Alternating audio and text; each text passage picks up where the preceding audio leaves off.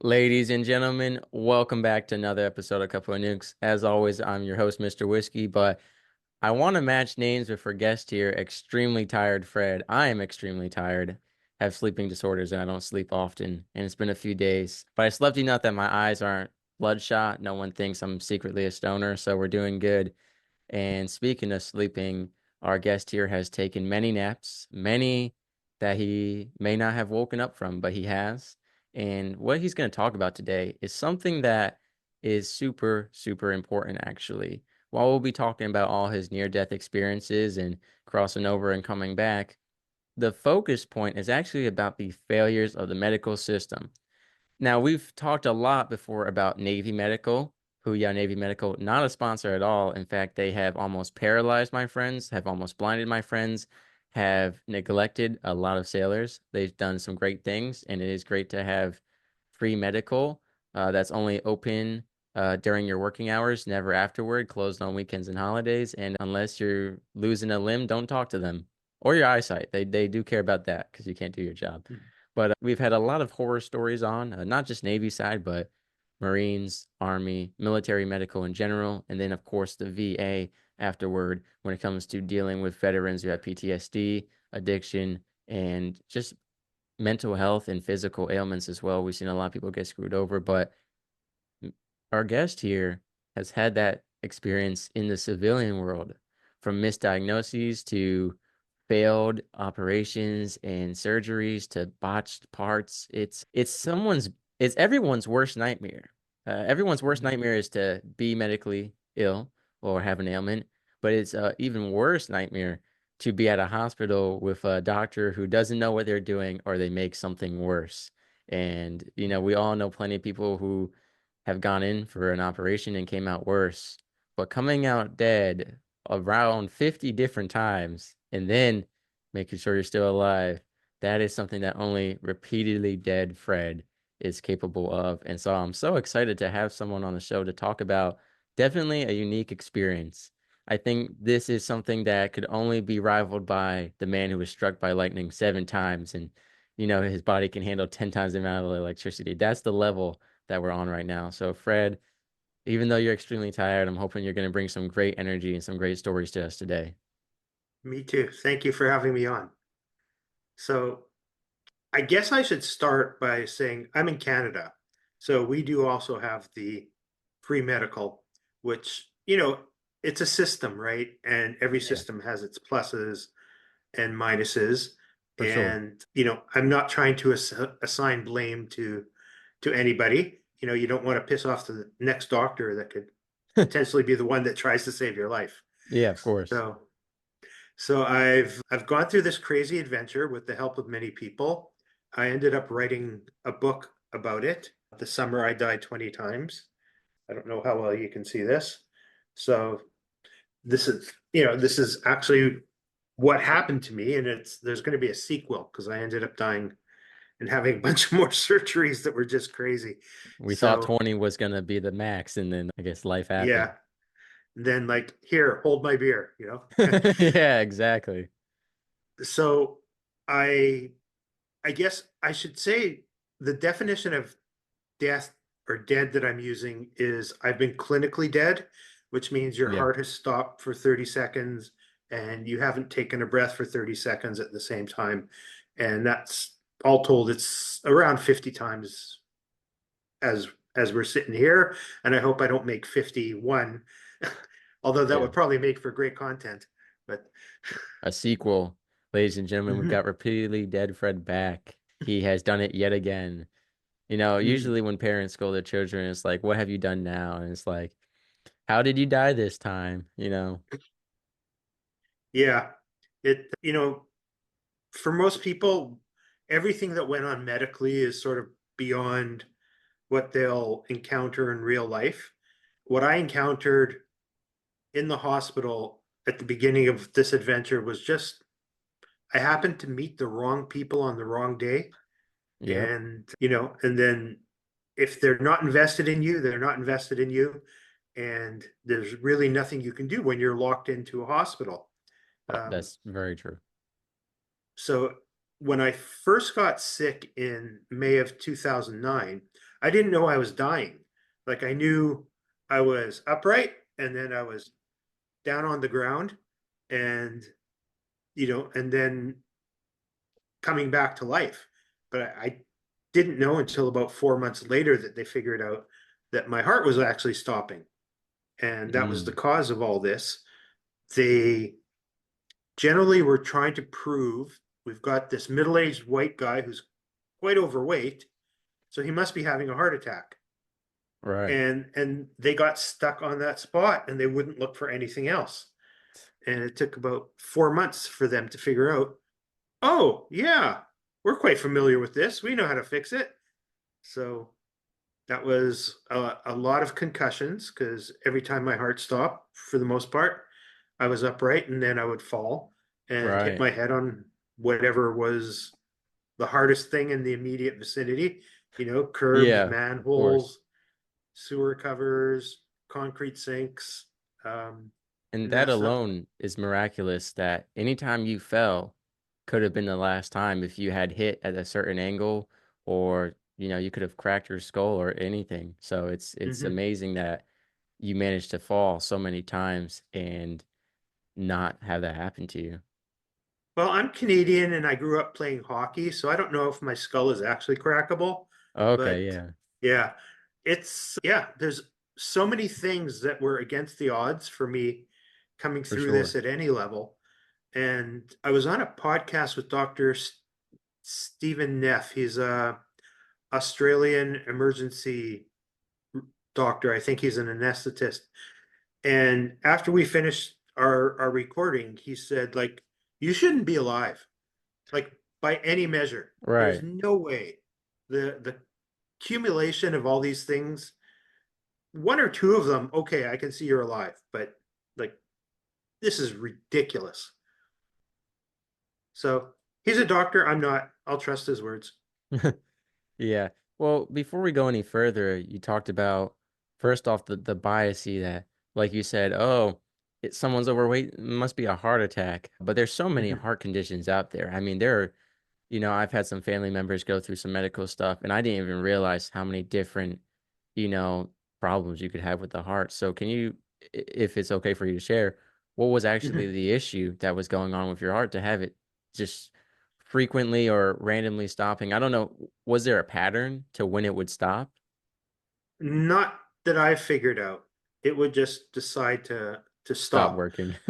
So the condition is called a sudden onset full heart block. Hmm. So you have these bundles of nerves in your heart Right. that regulate when it beats.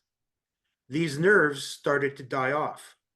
So the signal to beat would either get too weak or not Okay. frequent enough, and then it would stop.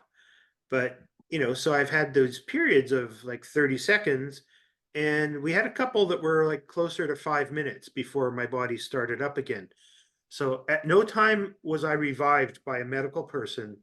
This is all the body being freaking miraculous and having, probably like your job, a billion backup systems, you Yeah. know, Yeah, that's for in sure. case of emergency. And, I probably went to the last level of backup a couple of times Mm. before I self revived. So, Yeah, that definitely gets into some theories. I've studied some, theoretical science about atomic memory, about memory storage within the nervous system separate from the brain. And it's mhm, interesting to think about if your heart stopped and the brain stops and the nervous system goes, we need to power these things back on. Yet the nervous system is controlled by the brain. So how would it independently function? But there's a lot of theories on quantum levels, on electrical levels, on that. And we're not going to get into that because, like you mhm. said, neither you or I are a doctor or a scientist. Although on one online event, someone did call me Dr. Whiskey. And growing up, all I wanted to do was be a scientist, and everyone called me doctor. I never pursued it. So thank you. Thank you for calling me Dr. Whiskey. That title meant a lot to me. But no, I'm Mr. Whiskey. And so you talk about these nerves on your heart dying Mhm. or just not sending a strong enough signal.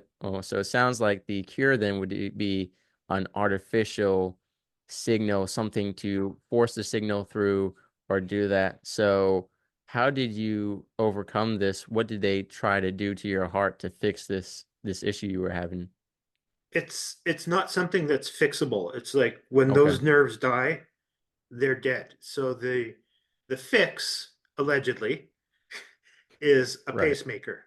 So for those of you in the audience who don't know what a pacemaker is, it's a little supercomputer that's, maybe the size of a pocket watch, and there may be those in the audience who don't even know what a pocket watch is. So Yeah. it's, you know, that big, and they, depending on what it's trying to correct in your heart, they run a couple of wires from it through the veins, and it replaces your nerve signals, and it tells your atrium and Yeah. ventricle when to beat. And so that's what they put in, and it worked really well. I'm 100% dependent on it. So Yeah. if it fails, if the pacemaker fails, it's like I don't have one. So, you know, it stops, I stop. Right. You're like the And Canadian Iron Man almost. Only his was shrapnel in the bloodstream. But what's interesting is definitely as genetic science furthers, if there would be a possibility for finding a way to regenerate these nerve endings, whether they use your own genes or someone else's, being able to artificially grow biological nerves that they can then connect to your nervous system and to your heart. Of course, that's probably stuff that's a little bit beyond our time. Who knows how far into the future? But like you said, you're dependent on this pacemaker, and I know there's some restrictions that come with it. I've seen that certain I think it's like airport security. If you have a pacemaker, you can't go through certain machines because of the interference with it. And I don't know athletically how that has challenged you Mhm. as well, or anyone who has one. I assume it has a certain limitation to it, or how does that work? No, they're pretty complex. They're not as complex as the stuff you worked on. But for example, it responds to the, if you start running, it Okay. knows to speed up. That's awesome. Like, just like your regular heart somehow knows to speed up. But if you're driving in a car at 60 miles an hour, it can sense there's something going on, but it's smart Really? enough to not set your heart, up to 150, because it knows you're not exerting. Huh. So, and then if you are exerting yourself, it also knows to slow your heart down gradually. So they're pretty intelligent. I guess it's some sort of an artificial intelligence calculating in the background, but Yeah, I they're assume they pretty have some kind of cool. sensors for whether it's the amount of oxygen that passes by or blood or whatever it may be. I'm an intellectually curious person, so I'm gonna have to research Mhm. this later, watch some YouTube videos on this because I am definitely interested in the science behind that. But it sounds Mhm. like luckily it doesn't limit your life too much, other than the fear that if it stops working, how is your heart gonna know to pump? Yeah, and that, I'll call it anxiety, but that's always running in the background. Even when I'm not thinking about it, I'm thinking about it. Right. So with regards to like going through an X-ray machine or stuff like that, you have the new pacemakers are shielded much Okay. better than the ones from 20 years ago. Yeah. So I've got some older equipment in me. I cannot, what is it I cannot do? I can't get an MRI Mm. because everything's not shielded properly. So if I went in an MRI machine, I guess it's electromagnetic waves that they bounce around. They would heat up the wires, the pacemaker leads inside me, and fry me from the inside out. Yeah, I don't like that. Yeah. I don't like So medical stuff at all. so if I believe some of the newer models are better shielded against things like that, so you can actually get the MRIs if you need one. I can get a CAT scan, but Mm. then you get a super dose of radiation as well that goes along with that. So Yeah. I've had a I dose or two. yeah, I can't go on roller coasters. You can't go on things that change your blood pressure to extremes really Mm. quickly, because Uh-oh. that will definitely confuse the pacemaker. Probably can't go diving even at maybe at a slow pace, but I don't recommend it. Consult with your doctor first before you go diving with a pacemaker. I was gonna say, so theoretically, you could go get cut open and swap out your old stuff with the new stuff, but given your history with medical procedures and stuff, I assume that's not on your bucket list to do unless necessary. No, I'd have to have open heart surgery at this point because Yeah. I've got so much junk left over because I think I'm on my sixth pacemaker in 14 years because they failed a number of times. And then the batteries have run out. I mean, the Wow. the average pacemaker should last 10 to 15 years. And I wish my phone or my laptop the batteries lasted 10 to 15 years. Yeah. Be much easier. But no, I've gone, when they're malfunctioning, they use more juice. So I've got, I don't know, probably close to 16 feet of pacemaker wire inside my body. And when they insert it through the vein to your heart, they have, I guess, like a little barb on the end, so it'll Right. anchor to the heart muscle. So once it's Mm. in there, you can't take it out. And Okay. my vein that they use is up past capacity already. So if they want to take it out, they have to literally crack me open, cut my heart out, remove these barbs, and then try and pull them back out. It's a crazy, crazy operation. Okay. Yeah, that stuff makes me so squeamish. I personally I'm am a sorry. big believer of anything that shouldn't be in the body makes me uncomfortable. And I'm glad Mhm. that, th that science and technology has evolved to keep people alive, but I do not ever want 16 feet of wires in me. That's just crazy to hear something like that. But again, human life is very valuable and keeping that is very beautiful. But you talk about this constant anxiety from this legitimate fear. I mean, it's a very rational fear to have. But also, I know at some point, did you develop anxiety around medical procedures in general just because of how many different appointments you've had and how many times it has gone wrong? And if so or not, what are you using to cope with all of this anxiety for all of our listeners who are afraid of medical procedures, whether it's their first time or their second, third, fourth, fifth time? What advice do you have for them that has helped you through all of this? Well, the first thing that really, really helped me was learning about intermittent fasting, which just Okay. resets your body. And I can dive deeper into that if you want. But I just gave a talk on Tuesday about things you can do. And the first thing you have to do is learn to self advocate because most of us have, Yes. doctors on this pedestal. And, the doctors are supposed to be taught that there's a power imbalance between you and the patient. And the doctors need to do more to dial their imbalance down and make it easier for the patients to express Yes. what's going on. And it's a lesson. I've had to learn that. One of my last surgeries, I had to sorry, I'll take a step back. Now they do pacemaker surgeries while you're awake. They used to put you under general. Now they Yeah. just, numb you up and go for it. And they're, you know, That's unbelievable. So you were what? Well, I'll keep my eyes yeah. closed. I'm not watching that. I am not watching that happen. I think I So would pass I out if anything. that might have been good, but because a couple of the surgeries before that were so traumatic and I had actually coded on the table, I said to Right. the surgeon, I don't want any part of this. I know you're trying to save my life, but I Right. don't think I could survive this trauma again. Yeah. And I really had to push for them to give me the general.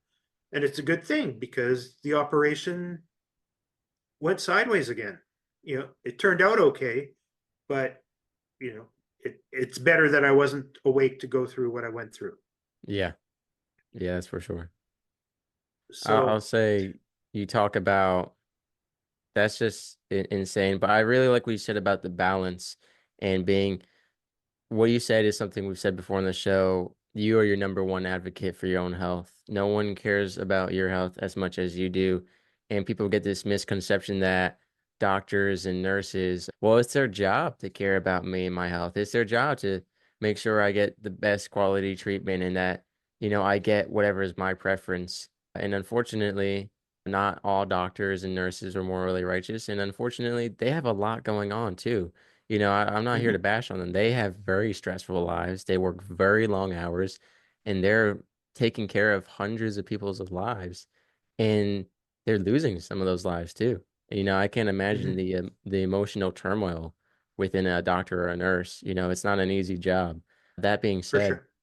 like you said, we put them on these pedestals that they're miracle workers, that, we always think that we're a special case too, like, doctor, what could you just do it this one time for me? Or what about, this and that? Everyone wants to be that special exception or that miracle case. And that's not always Hmm. how it is. And I think it's important that you, as you mentioned, uh, as much as doctors need to dial down themselves on some degree, you need to boost yourself up by being your own health advocate and making sure that if there are different preferences, different options, that you aren't being pressured or bullied into an operation or a certain type of treatment that isn't for you. And sometimes that Hmm. might be seeing multiple doctors and getting multiple opinions. Sometimes that's researching on your own. And sometimes it's also taking a day or two to think about it. A lot of people, when it comes to medical, I mean, they're terrified. They Hmm. want to get it fixed as soon as possible. But it's Hmm. definitely one of those decisions in life that if you can, sometimes you can't, but if you can take a day or two or maybe more to think about it and actually go over how it's going to affect you, your family, your loved ones, your lifestyle, definitely something important. And so Hmm. I would love for you to go more into intermittent fasting. I bet most Sure. people, when they're talking about medical procedures and anxiety and all that, that's not the first thing that comes to their mind. So I'd love for Hmm. you to tell us more about that. There's a lot of stuff on the internet about intermittent fasting. I think there's a lot of misinformation, misconceptions about it, and plenty of good information so I'd love for you to elaborate your personal experience with it and how it's helped you. So I'll start with the fact that in the early 2000s, I was 340 pounds, and now I'm 220-ish. So not all of that has come from intermittent fasting, but the majority of it. The I guess we also have to do a disclaimer, right? Like if Right, you're going to take something on like intermittent fasting, if you're pregnant, it's a no-no. If you're nursing, it's a no-no. If you've had right, eating disorders, a lot of the medications we take are size dependent or weight dependent. So right, you may have to get your meds adjusted as well. Intermittent fasting is more a health plan with a side benefit of weight loss. That's when I went into my cardiologist's office and he threw a book at me. The book was The Obesity Code by Dr. Jason Fung, and it's all about intermittent fasting. It's a little bit sciencey for some people, but that science just resonated with me. So he said, buy this book, read this book, and then huddle up with your doctors to see if you can actually do this. And that's what I did. And I was type 2 diabetic when I started intermittent fasting, which was probably May of 2018. By December of 2018, I was no longer diabetic. I was off insulin. I no longer had sleep apnea.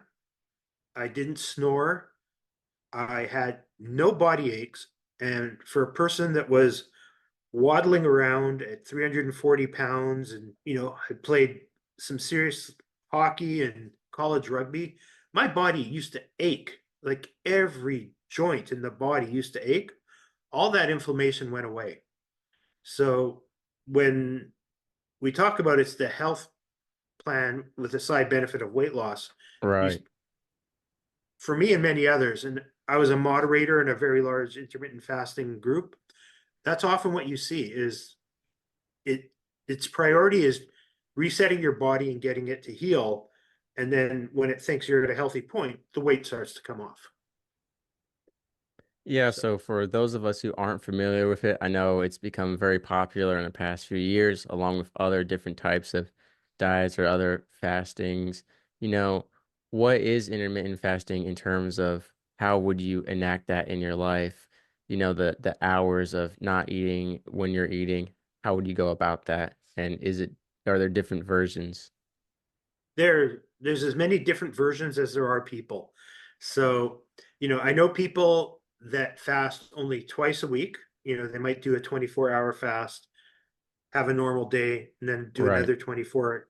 And for them, that does enough for their body to do its miracle stuff and for them to lose weight.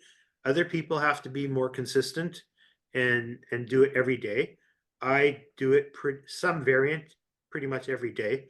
So we talk about fasting windows and eating windows. Okay. So my fasting window is generally 18 hours. And then I have a 6 hour eating window. So that doesn't mean I eat for 6 hours. Right. It means I can eat during that 6 hour period, but after that, I shut down and I give my body a chance to digest the food and balance the energy stores and work on the healing. And that's what works for me. Every so often I'll get inspired and I'll do a longer fast, like a 38 or 42-hour fast. Wow. But and that's it sounds crazy. I thought it was crazy the first time I tried it. I thought fasting sounded crazy in general. And and then I just adapted to it so quickly. And that's the way our ancestors grew up. We were all feast or famine, right? You didn't know where that next dinosaur burger was coming from. Right. So, they would overeat to a degree and have some fat stores. Like you don't see pictures of cavemen with six packs, you know? They've all got little bellies. Yeah. And so that's the way our body learned to feed itself. But now we've gotten into the system where there's so many processed foods and seed oils, which are so toxic, that our body doesn't know how to process these things and get the proper nutrients out of them. And it's a big problem. I know it was for me. So Yeah, and we're talking about different diets, and one of the most interesting ones you talked about people eating a lot because they didn't know when they were going to eat again, having that building up that storage supply. There was one man, a bodybuilder I saw, who he would only eat one meal. It was like every 24 hours at 4 a.m. It was a 5,000 calorie meal. And that would just be his one meal of the day. He would eat this huge table of food all at once and then not eat for 24 hours. And I'm not telling anyone go do that or not do it. Research on your own. Like you said, it's always important to, if you're going to implement a new diet, whether it's a restriction such as fasting or changing the food, it's always important to research first. And if you can consult a professional, it's definitely good to do that too. And especially if you have individual health issues or just unique circumstances, as mentioned earlier. But yeah, I think it's interesting, and you talk about people hearing those numbers, those fasting windows, saying, "Wow, 18 hours. I can't go 30 minutes without food." But I think like anything, it's almost like training, you know? You once you it get is. past that first window or maybe the first few, it might take a few. Everyone's different, right? So maybe it's a week, maybe it's 2 weeks, maybe it's a few days. But people you'll get used to it and it'll become easier. And then, like you said, sometimes getting inspired and going a little bit further. It's just like working out. But Fred, what I really want to talk to you about before we close off here is, you came on here and you've gone on other shows and you've shared your story and some advice, but what is your purpose nowadays? You have I don't know how your near-death experiences have changed your perspective on life and everything, but having lived through all of that and being here now, and I know you're going out on these shows trying to do something. What exactly is that something you're trying to do with your life and to help other people with? I think the last part of your question is really what it is. It's to help other people and to know that they're not the only person going through whatever it is they're going through. And you Right. may not have an answer right now, but you never know when that answer is going to show up. And it's just it's been a crazy ride. So many people helped me get through all this. People that I barely knew. There's so many people out there that just want to help. They might not know how Amen. to help, but they want you to ask for help. They just want to feel like they're making an impact. and try and search out those people, because those are quality people. And the more quality people you have in your life, it's going to positively impact your health and your mental health more than you can imagine. I'm trying to remember his name. Malcolm Gladwell. He wrote a book, The Tipping Point, and I think in that book he says something like, maybe it wasn't Malcolm, I don't know, brain damage. He's, as an adult, your personality becomes the composite of the 5 or 7 or 10 people you spend the most time with. Yeah, And I believe that's true. And I'm not that I was a bad person, but I believe I'm a much better person because of all the positive influences that have come into my life. And when people are constantly asking you, how's your health? What are you doing? What can I help you with? It's a big boost. So, learning to advocate for yourself is a biggie. Learning to expect the unexpected, which I know sounds like an oxymoron, yeah, but you know, that's what life is. It's a whole bunch of unexpected things. And you have to work on that, and you have to work on being resilient. And I'm not saying any of these things are easy, but for sure.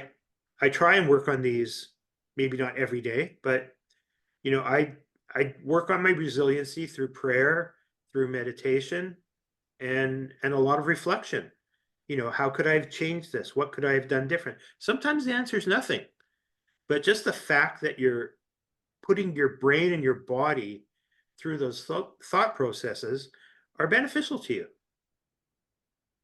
Yeah, for sure. And I know that it's something super important too. Just a lot of people let medical procedures, even ones that went well, just set them back in life. They just continue to focus on it every day, thinking about how they went through that surgery, how other people didn't have to and they had to. And then again, feeling alone. I mean, Fred, for someone who has faced your issues, I mean, there's not many other people out there who have. And I'm sure you've dealt Mm-hmm. with feeling alone, but you talk about this support system of people and you said something that I really love because it's something that ties into a lot of the episodes I've done on suicide prevention awareness, which is there are people out there that care that you don't even know about or that care more than you would think. And Mm-hmm. we've seen time and again when people band together for a cause or for to support one another or a single person, we've seen some amazing things, whether it's a GoFundMe, a petition, or just making meals for someone who's grieving. We've seen people do what they can. Like you said, not we don't always know what we can do, especially if Mm-hmm. we're a loved one and someone we care about is going through a surgery or a procedure or medical ailments that are really changing their life. What can we do? What can we say? You know, Mm-hmm. especially when the things that you talk about aren't easy to do, being resilient through it, moving on from it. But I think you're an important and clear example of how, and not just you, but a lot of the other, guests I've had on my show who went through medical Mm-hmm. ailments and trials are all shining examples of taking that pain and what you went through and imploring it into a purpose to help other people, to inspire and share. And it might just be one person, it might be 100, it might be 1,000. But it's important Mm-hmm. to go out there and do something to use your story. A lot of Mm-hmm. people feel useless because of certain medical stuff that has happened in their life. But I think it's so important to notice that, you can do stuff still. It might not be the same things that you were doing. It might not be the same lifestyle you were living.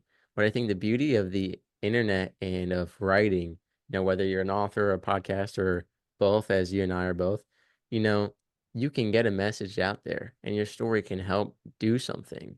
It might be a small change or a big change. So I think that's Mm-hmm. amazing. And Fred, you wrote your books and same kind of question and answer, but I mean, who are those for? Who should read those? Well, in the ideal world, everybody would read it. Yeah. If you go back to the Old Testament, there's a saying that says the Jewish people should be a light upon nations. And I think that's what each of us should try to be, a light upon nations, to show people the way, to give them a path forward. It's not always going to be easy, but there is likely some sort of path forward. I believe everything happens for a reason. I just don't happen to know what that reason is. Right. Um, so I think anybody who's got family or friends going through, maybe it's not just a medical issue, maybe it's an addiction issue, maybe it's not setting proper boundaries for family behavior. Any just like learn to advocate for yourself and you know learn to make those seemingly tough decisions. Yeah. Yeah. Well, Fred, I want to thank you so much for coming on.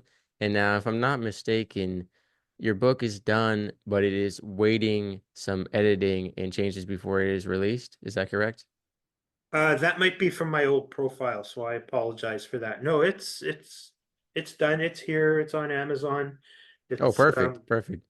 available in Kindle and audiobook for those of you who have those preferences. So, Awesome. Well, in that case, ladies and gentlemen, you will find the link in the description below. Yeah, in your bio, I had said that you were waiting some editing and planning out marketing, because mhm. we need that, which is true. So, ladies and gentlemen, help Fred out with that by sharing this episode and sharing his book with whoever might need it. Remember, you're not alone. And again, in the description below, you'll find the links to that, to Fred, to his books. And I just encourage everyone going through medical trials and whatever it may be, that there is hope. We've seen people overcome setbacks, like Fred here has had so many setbacks, and yet he is still here and he is on a mission. So I encourage all of you to support one another. And Fred, thank you so much for coming on the show. I appreciate you being open and sharing your story and pushing through all of that. My pleasure. And thank you for all the good work you're doing. Sailing through the ocean blue, nuclear reactors my crew, guiding the ship, the stars as our guide, through the waves we ride, jokes and laughter fill the air. On this voyage we have to share, working together, side by side, as one family we will abide. In the heart of the ship we reside, nuclear operators with pride, powering the vessel with every stride. Our mission, a source of great pride.